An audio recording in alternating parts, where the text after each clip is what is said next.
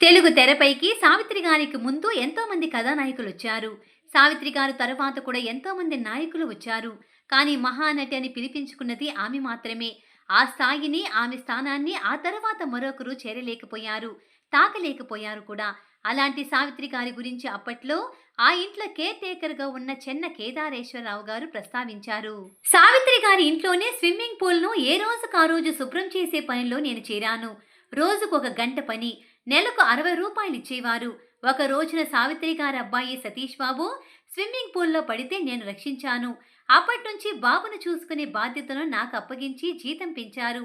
సావిత్రి గారి ఇంట్లోకి అడుగుపెట్టిన తరువాత ఒక ఇల్లు ఇంత అద్భుతంగా ఉంటుందా అని ఆశ్చర్యం కలిగిందని ఆయన తెలిపారు.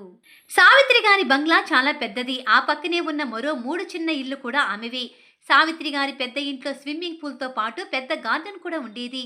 వేరువేరుగా 7 కార్లు పార్క్ చేసి ఉండేవి. కార్లు ఒక గేట్‌లో నుంచి లోపలికి వచ్చి మరో గేటు ద్వారా బయటకు వెళ్ళేవి. అంత పెద్ద బంగళాను ఆమె రూ. 1,00,000కి అమ్మేశారు.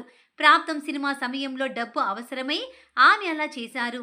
ఆ సినిమా ఫ్లాప్ అయిన దగ్గర నుంచి పరిస్థితులు మారిపోయాయని ఆయన తెలిపారు.